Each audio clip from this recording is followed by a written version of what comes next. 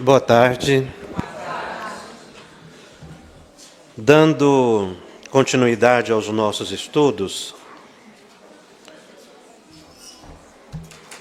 há um fato narrado por Allan Kardec, publicado por ele na Revista Espírita de janeiro de 1863. Um caso de obsessão em que uma senhora, uma jovem senhora, mocinha, foi obrigada a se casar, não se simpatizava com o marido. Essa situação fez com que ela tivesse um abalo emocional intenso e se desequilibrou profundamente. Tanto que ela foi internada num hospital especializado. E então, eles pediram auxílio na Sociedade Parisiense de Estudos Espíritas para auxiliar aquela senhora. São Luís manifesta-se, o mentor da Sociedade Parisiense, e explica que, como ela ficou contrariada por aquela situação, a obrigação do casamento, o desequilíbrio emocional, fez com que ela se ligasse a uma multidão de espíritos. Então, ela precisou ser internada. E aí cabe um parênteses, porque internação em hospital psiquiátrico, ou sanatório, como se chamava à época, no século XIX, não se tinha tratamento como a gente entende hoje de tratamento. Não é? Eram banhos, eram duchas, e o que inabilitava a pessoa, e era muito difícil uma pessoa ter uma alta, sim, recuperar, não era o comum, já que esses transtornos se perduravam, às vezes, por uma vida inteira. Daí a preocupação de pedir o auxílio para ela. Então, o mentor orientou Allan Kardec a fazer o seguinte: que eles escolhessem 5 a 6 pessoas que orassem por ela diariamente. Pessoas preparadas, pessoas com experiência. E então eles oraram, fizeram preces, e ela, com 15 dias, praticamente, teve alta do hospital. O que era uma coisa assim, como eu disse, inimaginável. Então a gente fica aqui analisando uma série de elementos, e que Kardec faz um estudo, logo em seguida a esse caso, sobre a eficácia da prece. Mas, na verdade, tem outros elementos a serem apreciados. Como, por exemplo, a obsessão que ela teve. Kardec coloca da seguinte forma, que teve uma causa moral, acidental e toda pessoal. Então, existe obsessão acidental? Ao que parece, sim. Ou seja, conforme a sua disposição psíquica, podem espíritos oportunistas se aproveitar do enfraquecimento psíquico, emocional, e se ligar à pessoa. Porque nós temos a obsessão decorrente da expiação, em que muitas vezes a pessoa já nasce com obsessão, desde o berço se percebe. Porque se vinculou com inimigos do passado, pessoas que foram prejudicadas e que a misericórdia divina permite o reencontro para a transformação do ódio em amor, a antipatia em simpatia. Então, ali é um caso de expiação para reajustamento psíquico. Há a obsessão decorrente de provação. Então aí o indivíduo, ele passa por um processo obsessivo como aprendizado para a vida. Nesse processo de aprendizado, há o crescimento. Porque muitas vezes a pessoa, ela caminhou pela fieira do mal. Ela superou alguns aspectos. Mas muitas vezes precisa novamente do enfrentamento com esses algozes ou com outros. E aí estabelecer o reequilíbrio dos relacionamentos. Mas há esse caso em que a pessoa, ela teve um abalo. Poderia se cogitar, por exemplo, de uma pessoa que tivesse um trauma psíquico, de um acidente, por exemplo, um acidente vascular cerebral ou uma pancada, em que a pessoa perdesse ali o autodomínio, ela poderia se ligar a espíritos perturbados e estabelecer um processo obsessivo. Toda vez que a nossa mente enfraquece, abre-se espaço para um processo obsessivo. Daí a importância de se aliar o tratamento médico com o passe. E nesse caso aqui, a oração. Veja que a oração promoveu uma desobsessão. Então é possível uma desobsessão à distância? Sim. Fora da reunião mediúnica? Sim. Então os grupos de irradiação, quando oram em benefício de uma pessoa, promovem o fortalecimento físico da pessoa. Ah, mas não houve ali o diálogo. Aí o processo é diferente. Porque a questão foi, o abalo emocional a enfraqueceu, psiquicamente. O que a prece faz? Nos recompõe energeticamente. Então ela fortalecida, a mente ficou mais reajustada e ela mesma se desvinculou daquelas entidades. Porque a sintonia decorria de uma fraqueza psíquica. No momento em que ela fortalece a mente, ela reagiu diante daquela situação e se desligou dos espíritos. É claro que aí houve o merecimento, né, da pessoa receber a prece e se beneficiar. Mas mostra que através da oração pode-se fazer muito em benefício das pessoas.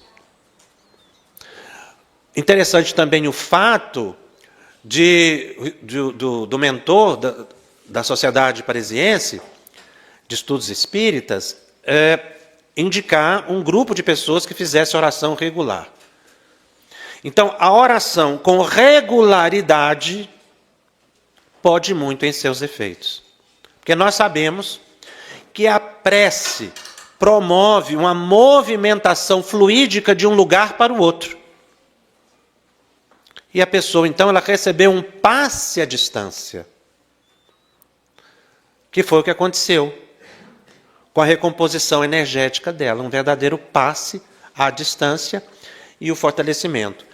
Então veja que aqui não houve manifestação de entidade. Não há referência de Kardec a nenhuma manifestação daquelas entidades, porque elas eram oportunistas. No momento em que ela desintonizou, promoveu a desobsessão. Isso faz, meus irmãos, com que a gente aumente a fé na prece. Nós temos que ter confiança nos benfeitores espirituais. Toda prece tem uma resposta positiva. Mesmo que a resposta seja o silêncio. Há sempre uma resposta. E esse caso ele é muito interessante, ele é de referência, porque abre um capítulo novo no estudo da obsessão e da desobsessão.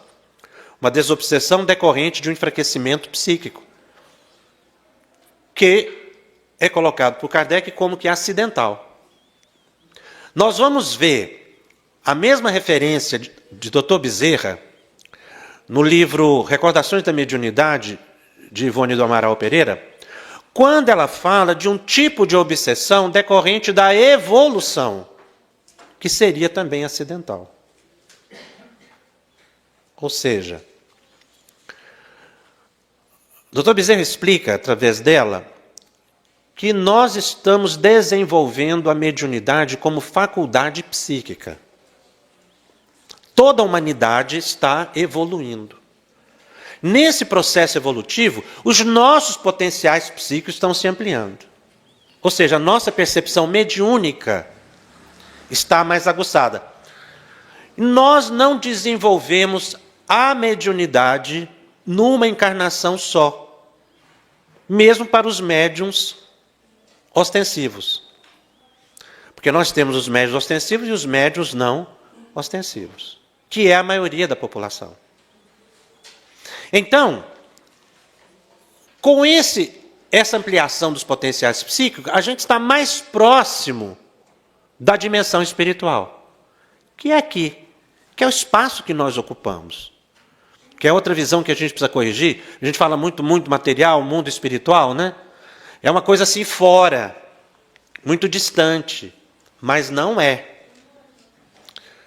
O mundo espiritual é onde estão os espíritos. E onde estão os espíritos? Em todos os lugares. Inclusive aqui. Porque a gente vive duas dimensões ao mesmo tempo. A dimensão material e espiritual. Por isso eu opto sempre por usar a palavra dimensão, porque é uma questão de vibração, de frequência psíquica. E não de um espaço físico diferente. E aí a gente vai perceber que com essa evolução psíquica, a gente vai entrando mais em contato com a dimensão espiritual. Qual? Aquela com a qual nós temos afinidade. Com a qual nós temos afinidade. Que poderá ser o nosso anjo de guarda, espíritos amigos ou espíritos inferiores, conforme a nossa índole. Em sendo espíritos superiores, nós não vamos ficar naturalmente obsidiados, porque a gente está mais intuitivo, mais sensível, mais perceptivo da dimensão espiritual. E também, com isso, nós vamos podendo entrar em contato com espíritos inferiores. Se isso acontece, ocorre um processo obsessivo, o domínio de uma mente sobre outra. Essa obsessão seria decorrente da evolução. Então a evolução seria um mal? Não. É a ampliação do potencial psíquico. O uso depende da gente. Nem todos precisam ficar obsidiados. Não há essa fatalidade. É uma questão de índole, pessoal. Por isso o cuidado que a gente tem que ter com os próprios pensamentos. Para não atrair entidades que possam vir nos perturbar, com as quais nós não temos um vínculo. Em função de uma invigilância comportamental, emocional, nós podemos nos vincular a entidades desequilibradas. Então a gente percebe que esse quadro pandêmico de obsessão decorre de um processo de evolução. Só que a gente está aprendendo com isso, a lidar com a mente. E muitas vezes, nesse processo de aprendizado, vem a dor, a dificuldade, o sofrimento, para que a gente possa, então, ir aos poucos, encarnação em encarnação, dominando a própria mente. Um dia vai desaparecer da Terra a obsessão, porque a obsessão é um fenômeno de planetas inferiores. Nos planetas superiores não existe obsessão, porque a obsessão é uma mente que domina a outra. Não há essa ideia de domínio entre espíritos elevados. Então um dia a obsessão vai ser debelada da Terra. Mas a gente precisa estar atento, porque nós podemos fazer conexões perturbadoras desnecessárias do nosso quadro evolutivo, decorrente de uma invigilância, de abalos emocionais. Então a gente tem que ter uma postura de enfrentamento de problemas que nos preserve a saúde emocional. Porque o desajuste emocional pode estabelecer sintonias, e é o mais comum, com entidades perturbadoras. E a pessoa está abalada, é fácil vir o domínio. Porque a mente está fragilizada. Então nós estamos mais sensíveis, decorrentes da evolução, a humanidade em geral, cada um num grau muito próprio. Então os abalos emocionais, o nervosismo, a irritação, o ódio, a mágoa, a tristeza, depressão, ansiedade, nervosismo, briga toda hora, se desajusta toda hora, tem uma oscilação emocional muito grande, de frequência psíquica, você estabelece um contato indesejado com entidades oportunistas, o que pode prejudicar a pessoa gravemente. Claro que muitas vezes no fato em si, de uma pessoa, a gente não vai poder dizer essa aqui foi decorrente dessa ou daquela condição, expiação provacional ou evolutiva, mas a gente vai sempre perceber a brecha psíquica dada pela pessoa. Né? Então daí é ser importante a gente perceber que para esses casos, a prevenção é o Evangelho de Jesus. Por isso eu mencionei ser tão importante as palestras públicas, os estudos que se faz na casa espírita, são momentos desobsessivos. Porque o que é a desobsessão? Mudança de frequência psíquica.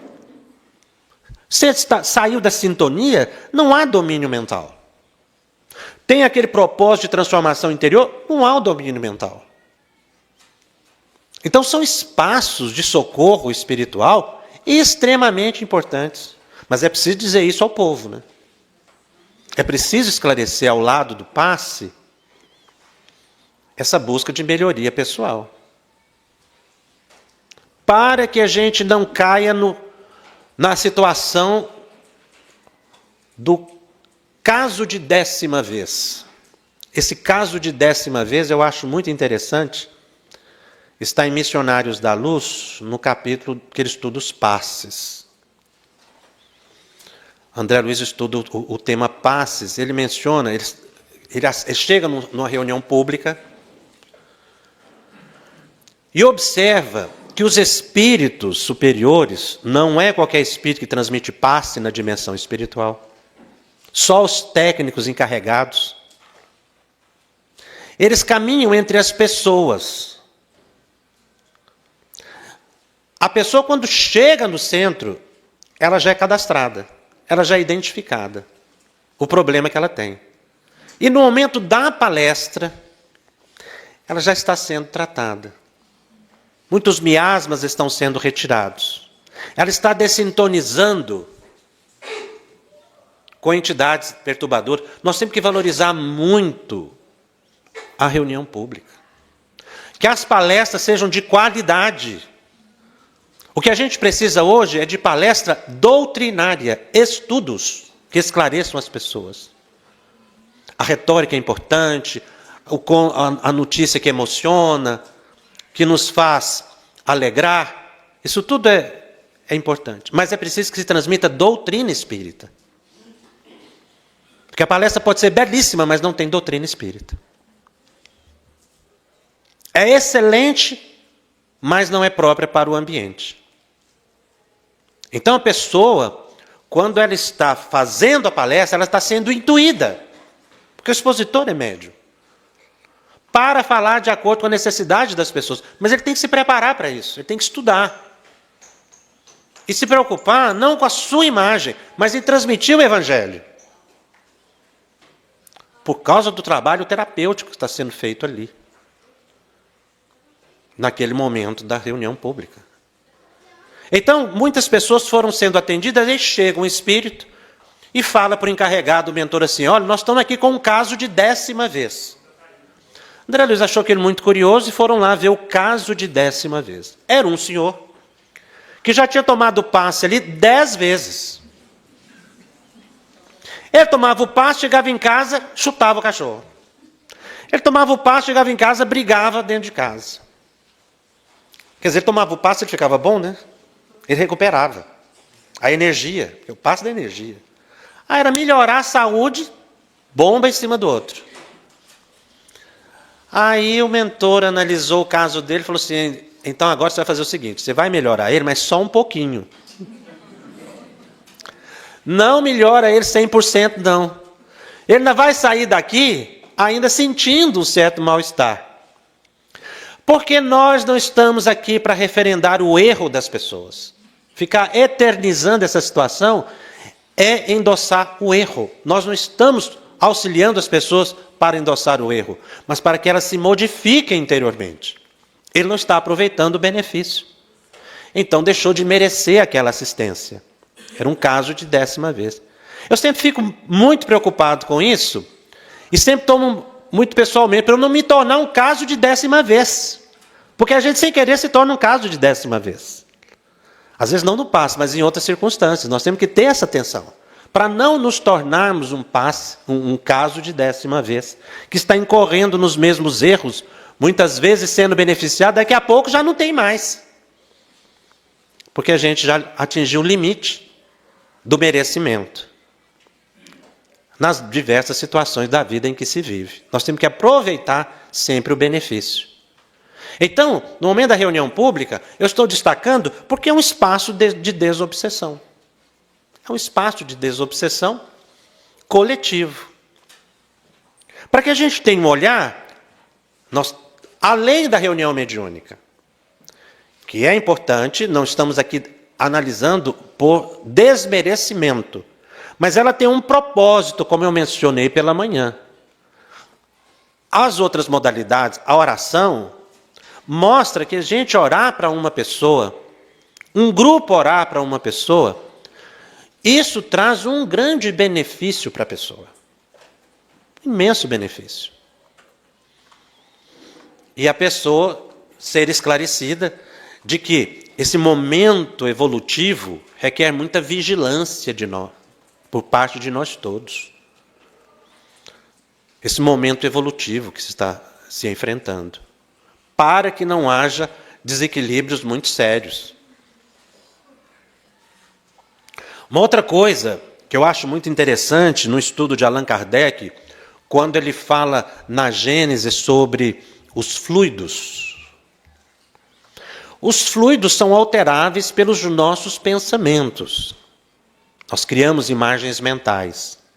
E podemos dizer que os ambientes têm uma característica fluídica própria, de acordo com os pensamentos das pessoas que vivem naquele ambiente. Quem nunca sentiu um bem-estar entrar num local de oração, de serenidade e meditação? Ou sentiu um mal-estar? Se no ambiente é de violência, de viciação, se ocorreu um crime. Esta sensação é uma leitura fluídica que nós todos fazemos dos fluidos do ambiente. É uma percepção do fluido, chamada de psicometria. Todos nós somos psicômetras. Uns em grau mais avançado do que outros. Aquele que a pessoa pega no objeto e identifica a pessoa, onde está, o que aconteceu com ela, está encarnado, desencarnado, isso é raro. O comum é essa percepção fluídica que a gente tem. Então Kardec explica que nós temos um perispírito que é fluídico. Quando a gente entra em contato com certos fluidos, a gente os absorve, podendo nos trazer saúde ou doença. Então, um ambiente pode adoecer uma pessoa? Pode. Dependendo do ambiente que você frequenta. Por causa da assimilação dos fluidos. E o indivíduo pode, inclusive, ter um enfraquecimento psíquico e ficar obsidiado.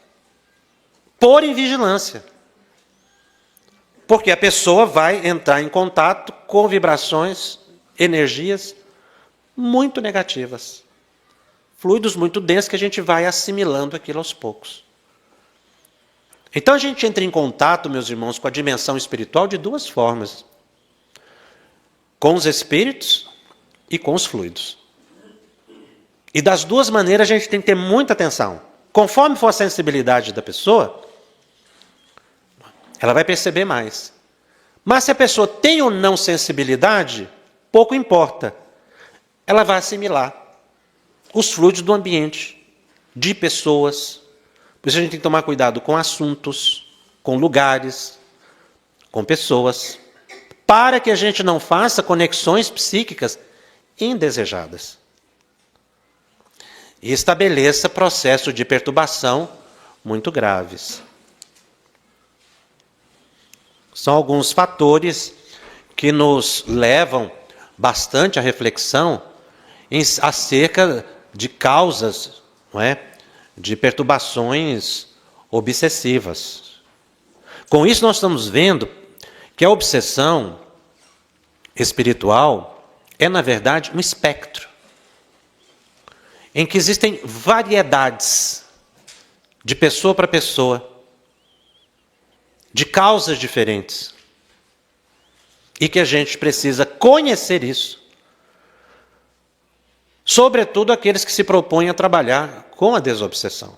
Então, quando eu falo que eu vou trabalhar com a desobsessão, eu tenho que ter uma visão ampla. Eu não posso pensar mais só em reunião mediúnica. Eu sou um trabalhador da desobsessão.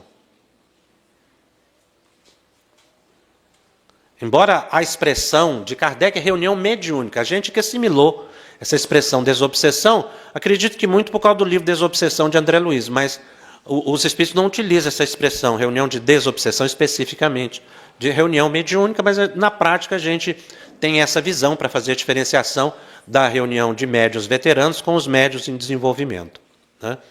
Mas essa visão que a casa espírita tem, então a casa toda, o centro espírita como um todo, ele está aparelhado para promover a saúde física e psíquica de todas as pessoas que aqui entram. Mesmo que a pessoa não esteja ali diretamente cadastrada para receber um tratamento, não é? Como é uma expressão muito comum, embora é uma expressão que a gente tem que tomar um certo cuidado, tratamento, porque o leigo que chega e ouve a palavra tratamento, ele vai relacionar com tratamento médico. Um diagnóstico, uma prescrição e um resultado. E aí você não pode prometer o resultado, porque depende muito do compromisso encarnatório da pessoa, porque aqui o resultado que a gente quer é a saúde física. Mas os espíritos se preocupam com a saúde integral. Eles têm uma outra visão. E muitas vezes a saúde integral, a saúde espiritual, implica numa momentânea doença física.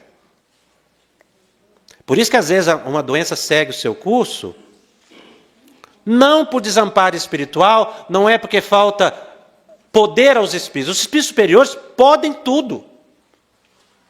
Não fazem porque não devem. Não é porque não podem.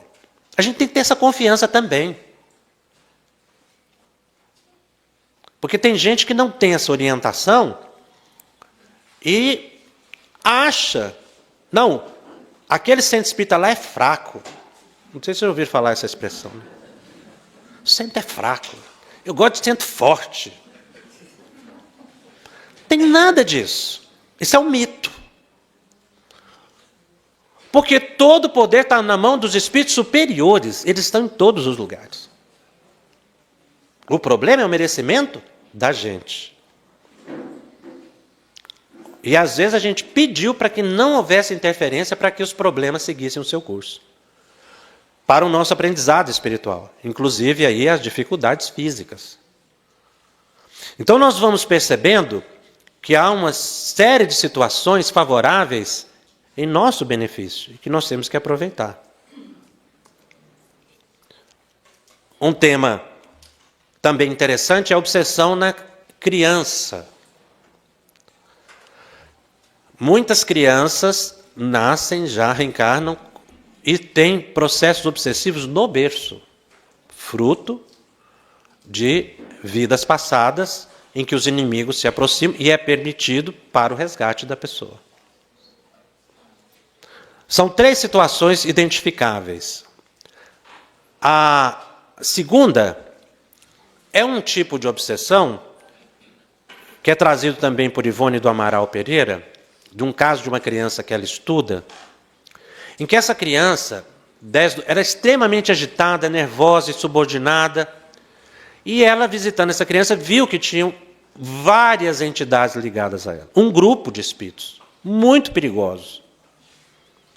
Charles explica para ela que ela, entre uma encarnação e outra, aquele período que Kardec chama de erraticidade, entre uma encarnação e outra, que você está no mundo espiritual, ela se vinculou a espíritos muito perturbados, uma questão de afinidade.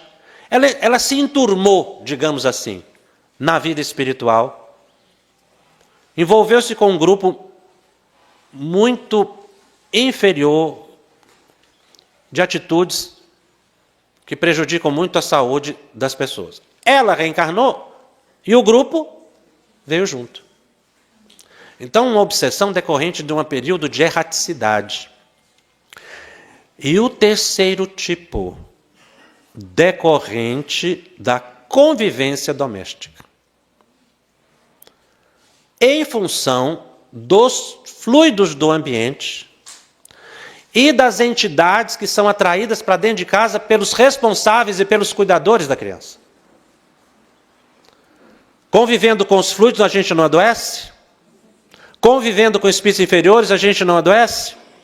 Então a criança que é mais sensível, médium naturalmente, porque todas as crianças nascem médiums. Se ela vai ser ostensiva ou não, isso pouco importa. Todas as crianças são médiums. Nós temos que colocar isso na mente e tratar todas as crianças nessa condição mediúnica, de grande sensibilidade, de percepções muito claras, mesmo que elas não digam. Então, qualquer ambiente de violência, de perturbação, leva um desajuste emocional da criança e ela fica obsidiada. As crianças são médiums dos pais, dos responsáveis, porque elas têm grande confiança. Não é uma mente que domina a outra? O domínio sobre a criança é natural. Daí a responsabilidade. Então os responsáveis podem obsidiar os próprios filhos. Porque nós temos a obsessão de encarnado para encarnado. Uma das provas mais seguras é o ciúme. Mas não só o ciúme, em que uma pessoa chega a ser violenta com a outra. Mas também a mágoa, o ódio, a irritação, em que a pessoa fica bombardeando psiquicamente a outra. Se houver a sintonia, há o desequilíbrio. Então, como eu disse, ninguém gosta de ser chamado de obsessor. Mas às vezes a gente age como se fosse, porque é uma mente induzindo a outra. O processo obsessivo é um processo indutivo, é um processo hipnótico, de uma mente que domina a outra, dá um comando e o outro obedece. Por isso a obsessão na infância, dá um comando, o outro obedece. Se vem o comando e a pessoa obedece, então há um domínio mental. É um processo magnético, é um processo hipnótico. E às vezes a gente faz muito isso, bombardeando o outro pelo pensamento. Então a percepção das influências obsessivas em crianças passa por esses 3 aspectos: provacional ou expiatório, decorrente de relações espirituais, fruto de uma invigilância, e decorrente da convivência do ambiente doméstico. Um casal me contou um caso que eu achei muito interessante. Eles estavam, um casal espírita, de uma criança de 12 anos, mais ou menos, 10 anos, por aí. Estavam assistindo um filme. E antes de assistir o filme, eles tomaram o cuidado de colocar a criança para dormir. A criança estava num quarto à distância, porta fechada, porta da sala fechada, e eles assistiram um filme de grande violência. Então era um filme de terror, era uma coisa assim, não é? Chocante, mas eles assistiram ali. Quando o filme já estava acabando, aquelas letrinhas subindo, a criança veio, mal acordando, e falou: papai, mamãe, eu tive um sonho. Os pais são muito atenciosos, porque quando a criança fala para a gente que teve um sonho, que quer falar tal, a gente tem que ter disponibilidade para ouvir. Tem muitas revelações que vêm nesses momentos. Muitas informações espirituais pertinentes. Então eles colocaram a criança e ela começou a contar o sonho. Era o filme. Ela chegou a descrever a casa, a cena, o bosque, a região rural, como aconteceram ali os incidentes do filme. Eles ficaram impressionados. É claro que a criança não desdobrou e sentou na sala e viu a televisão. Ela estava vendo o quê? As imagens mentais emitidas pelos responsáveis com os quais ela tem afinidade. É uma questão de sintonia da criança com os pais. Ela vai captando o pensamento. Eles vieram me contar esse caso, que eu achei muito interessante. A criança dotada de grande sensibilidade mediúnica percebeu o ambiente doméstico como se fosse assistindo um filme. Ela estava captando os pensamentos dos pais. Daí a importância de se ter cuidado com filmes que se vê, sites que se acessa, porque as imagens mentais ficam plasmadas no ambiente. Até nossa voz, meus irmãos, fica gravado no ambiente, não se perde nos fluidos do ambiente.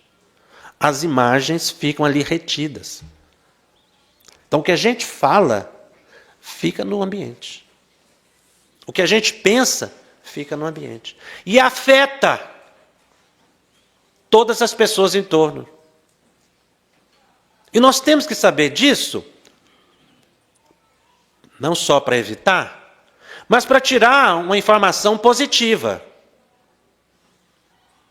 Pelo mesmo princípio, você imagine você lendo o Evangelho segundo o Espiritismo todo dia em casa. As imagens do Cristo plasmadas no ambiente do seu lar. Tal a importância da leitura do Evangelho todos os dias, da prece todos os dias. Nós estamos vendo aqui a eficácia da prece. As criações mentais. Então, se eu crio pelo pensamento, eu tenho que criar imagens mentais positivas. Você lê a mensagem, o Cristo Consolador do Evangelho segundo o Espiritismo, é o próprio Cristo materializado ali no seu pensamento. Enquanto você estiver focado, por isso que a gente não pode ter essas oscilações muito grandes, a gente tem que procurar manter um padrão de equilíbrio. Claro que ninguém, não é, fica assim, nessa sintonia, digamos assim, permanentemente, porque a gente tem uma oscilação, mas uma oscilação menor. Então não é que a pessoa vai ficar rezando o dia inteiro. Existem outros tipos de prece que te dá uma sintonia contínua. O trabalhador de casa espírita tem que estar sempre ligado ao trabalho, ao que vai ser feito. Não é frequentar só a reunião mediúnica uma vez na semana, achando que isso basta.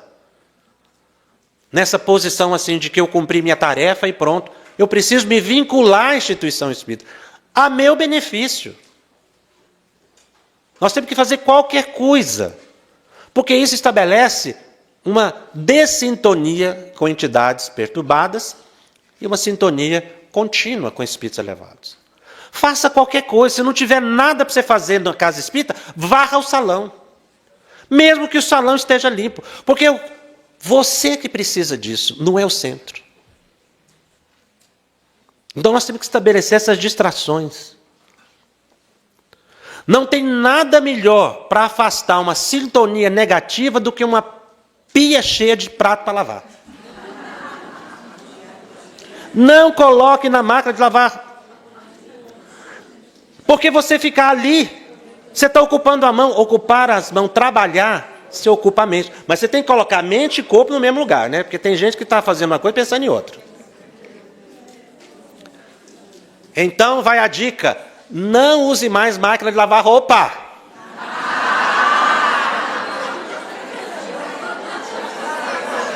Não entendi a reação.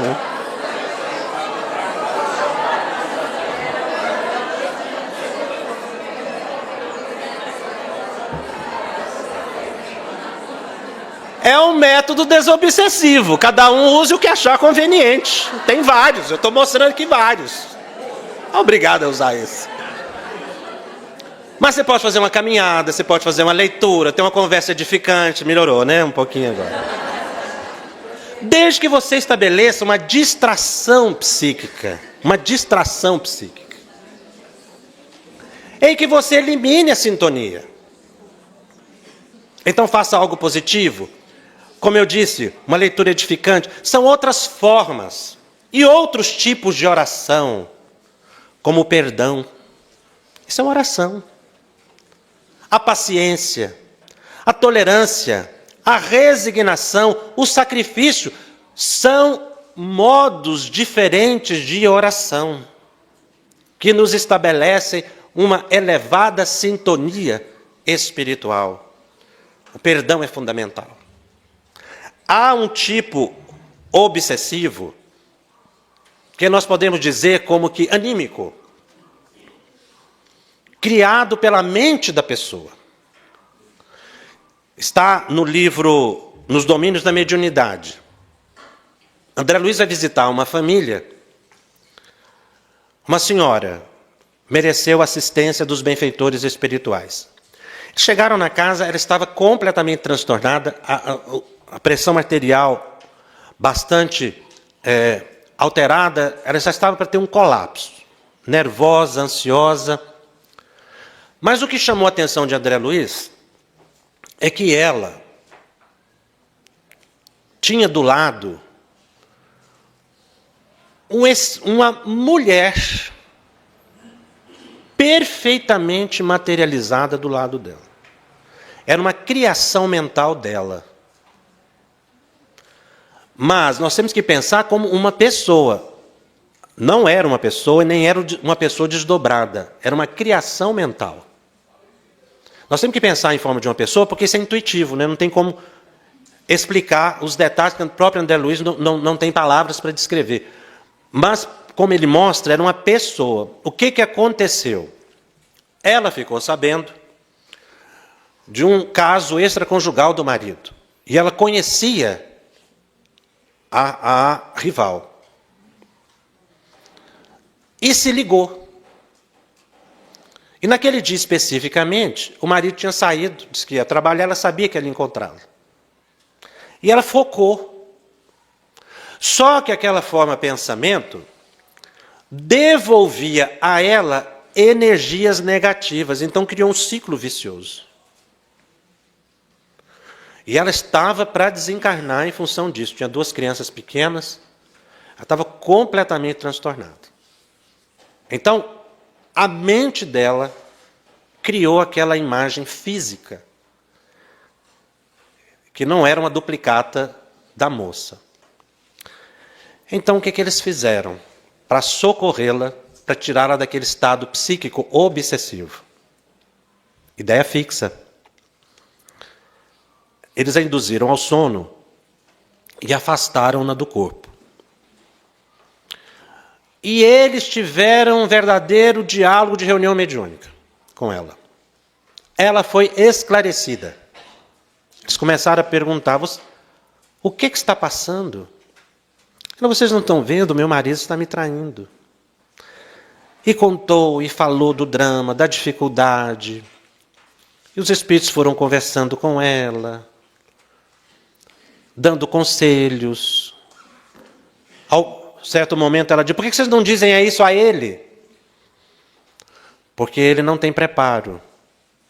Nós dizemos a você porque você é mais preparada. E a sua desencarnação agora não vai resolver o problema. É preciso que você se reajuste. Porque se você não se reajustar, você tem uma família. O seu drama, a sua dor são graves. Ninguém desconhece. Não se está aqui endossando o erro do outro. Mas é preciso que você entenda que o seu estado emocional não soluciona o problema. Não soluciona o problema. É preciso que você faça algo mais em benefício do seu lar, em benefício de você própria. E eles usaram um argumento que eu achei, assim, delicadíssimo. Eles disseram assim a ela: você não sabe quem foi essa moça e nem quem será. Olha que sutileza argumentativa. Pelas linhas da reencarnação, nós não sabemos quem foi e nem quem será. E realmente a gente vê isso na literatura própria espírita. O pai de André Luiz passou por um problema semelhante. Ele estava na região umbralina, quando o André Luiz visita. E 2 ex-amantes dele estavam ligadas a ele no umbral. Então, ele encontra a mãe e ela diz: eu vou reencarnar. Ela não precisava mais reencarnar. E vou me casar com ele novamente. E essas 2 serão nossas filhas. Nós não sabemos quem foi, nem quem será. Então a situação chegou nesse ponto, André Luiz descrevendo o diálogo com aquela mulher amargurada. Mas há somente uma solução. Ela perguntou o que fazer. E eles deram um remédio. Remédio complexo, amargo. O perdão. A única forma dela desfazer aquela forma de pensamento era perdoar. Não de boca, mas de sentimento. Para desfazer aquele estado emocional e desabar a estrutura da forma de pensamento. Porque ela é que seria beneficiada. Mas realmente, o perdão beneficia a quem perdoa. É complexo. Não se está facilitando, romantizando situações como essa. Mas é a solução. Porque não há caminho. O ódio, a mágoa, a irritação só estabelecem enfermidades. Um amigo meu me narrou um caso pessoal. Ele disse que teve uma desavença com um amigo. E ele ficou muito magoado com o amigo. Ele não tirava esse problema da cabeça. Uma briga, uma coisa muito séria. Então ele ficou com aquilo na mente. E com o passar do tempo, aquilo foi crescendo, foi aumentando a intensidade da preocupação dele, da lembrança dele com o ocorrido. Já estava fazendo 1 ano, ele já não lembrava mais nem do problema, mas ficava a mente rememorando e ele pensando naquele amigo, e pensando. Então ele já estava angustiado, ele já queria esquecer, mas não dava conta. Não conseguia.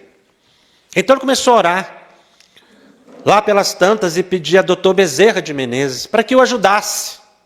Porque não suportava mais. Ele não estava mais sofrendo com o problema, ele estava sofrendo agora com a lembrança do problema. Aí veio uma intuição, como que uma voz lhe falou no pensamento: perdoa. Quando ele pensou no perdão, ele me disse, ele começou a sentir um alívio. Aquilo foi desaparecendo da mente dele. Ele foi desintonizando, perdoa. Ele falou: meu Deus, nem doutor Bezerra, porque o senhor não falou isso antes para mim? Que era só perdoar. Ele perdoou. Ele nunca mais lembrou do problema. Quer dizer, ele estava sofrendo por uma situação psíquica em que ele precisava de um motivo de reajuste. Veja que no caso dessa senhora, da forma pensamento, não havia espírito. E nós temos que tomar cuidado com as narrativas dos problemas que as pessoas trazem para a gente no centro, no atendimento espiritual. Porque muitas vezes a gente rotula tudo como um espírito. No caso dessa mulher, se ela narra o problema para qualquer pessoa, desatenta, a pessoa vai pensar, tem um espírito obsidiando a senhora. O vidente poderia ver o espírito, ver a forma de pensamento. Poderia. Então, a gente tem que ter essa compreensão de que existem obsessões decorrentes da criação mental da própria pessoa em função do problema que a pessoa está passando. E dar o remédio efetivo. Aqui, no caso, o aconselhamento. Então, quem foi esclarecido? Espírito? Não tinha. Era ela. Se você lê a narrativa, o diálogo, é impressionante, porque é uma verdadeira desobsessão que eles promoveram naquela senhora lá. Ela acordou depois, mais fortalecida, para enfrentamento das lutas e das dificuldades da vida, porque ela precisava era de energia para resolver o problema. O problema continuaria, mas ela teria que tomar uma solução, e a solução não seria o que ela estava buscando, a autoaniquilação. Então são situações do cotidiano em que a pessoa ela vai se envolvendo em certas sintonias e que está na mão dela a distração. Nós temos que aprender a sintonizar e a dessintonizar. Nós temos que ter esse controle, esse domínio mental, para que a gente possa se fortalecer na tarefa. Então, essas situações, esses dramas, são muito úteis no estudo das obsessões, no capítulo da obsessão. Eu traria aqui uma outra informação muito interessante, quando Allan Kardec ele menciona que no caso da fascinação, não há praticamente cura, porque a pessoa não se aceita obsidiada, ela não aceita ajuda, portanto, ela vai permanecer naquele estado psíquico. Mas Kardec narra um fato muito interessante na Revista Espírita de outubro de 1858, de um rapaz psicógrafo e que estava fascinado. Ele achava as mensagens maravilhosas e eram ridículas, mas o rapaz não sabia diferenciar. Então o quadro de fascinação era grave. Mas, a certa altura, ele escreveu uma mensagem do próprio pai. E disse assim: meu filho, coragem, sofres uma rude prova que será para teu bem, no futuro. Infelizmente, nesse momento, nada posso fazer para te libertar, e isso me custa bastante. Vai ver Allan Kardec, escuta-o e ele te salvará. E ele foi dócil, ele mesmo psicografou e procurou Kardec. E Kardec identificou o problema da fascinação. Mas o método que Kardec utilizou foi muito interessante. É o único registro que se tem de cura de fascinação. Kardec, então, começou a mostrar para ele o ridículo das mensagens. Ele continuou psicografando, e Kardec foi mostrando para ele o erro, a incoerência. Então Kardec explica que nesse momento em que ele aceita o conselho do pai, que recebe a ajuda, ele saiu do quadro de fascinação e passou para o estado de obsessão simples. Ele não foi curado de imediato. Ele saiu de um grau mais grave para um grau menor. E aí, com obsessão simples, ele fortalecendo mentalmente, Kardec fala que ele arrumou um trabalho para se ocupar. E ele, então, aos poucos, foi saindo daquele estado obsessivo. Então é preciso que a pessoa comece a enxergar a fascinação e saia desse estado para a obsessão seu. Ou seja, a pessoa não tem um afastamento imediato da entidade, mas ela pode já se fortalecer psiquicamente e evitar. Então esse caso é um registro interessante de cura de fascinação. E evitar o que eu chamo de recidiva obsessiva. Voltar ao mesmo estado de antes. Isso não é raro, é muito comum. Em que a gente recebe um benefício e depois faz uma outra sintonia. Muitos de nós, se não todos, posso generalizar, recebemos auxílio nas madrugadas dos benfeitores espirituais que nos promovem verdadeiras desobsessões, desligando a nossa mente, dessintonizando a nossa mente de entidades perturbadoras. Eles causam esse benefício em todos nós. É uma oportunidade. E a gente nota claramente quando isso acontece. É aquele dia que você acorda de manhã, olha para o lado e fala assim, está faltando alguma coisa. É o obsessor. Parece que tem um vazio. Aí a pessoa sente tanta falta que ela logo dá uma briga matinal e toma um copo de café, né? Fala, agora o dia começou. Porque ela ressintoniza. Se não com aquela entidade que foi beneficiada, com outra. É uma recidiva obsessiva. Quer dizer, a pessoa recebeu ajuda e volta ao problema. Porque ela não se recuperou emocionalmente, não mudou o modo de pensar. E é preciso que a gente aproveite esses momentos. Para a gente não cair num caso de 10ª vez e a gente não retorne a estados psíquicos indesejados. Então a questão da recidiva obsessiva é uma realidade. Para que a gente possa pensar a existência de forma mais harmoniosa. Então os estados obsessivos são de responsabilidade nossa. Seja desta vida ou de outra. Nada mais de pecha ou obsessor, porque nenhum de nós gostaria dessa imagem, mas a palavra ela é útil nesse contexto. Alguém que está momentaneamente em estado de domínio mental. Então a pessoa não é, ela está no estado de domínio mental. Assim como a pessoa não é uma obsidiada permanentemente, ela está obsidiada momentaneamente. Isso faz com que a gente tenha outras percepções. E principalmente para essa visão, não é, mais dilatada de mediunidade e de socorro espiritual, é preciso que a gente enxergue todas as nuances da obsessão.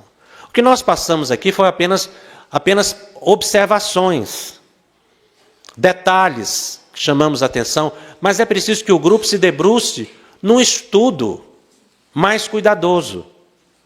No programa Estudando o Livro dos Médiuns, o capítulo Obsessão foi estudado em 11 programas, foram 11 horas estudando o assunto e não foi esgotado. Sempre tem detalhes a serem vistos, revistos, meditados, para que o grupo tenha segurança naquilo que está fazendo, no socorro que está prestando à casa espírita como um todo.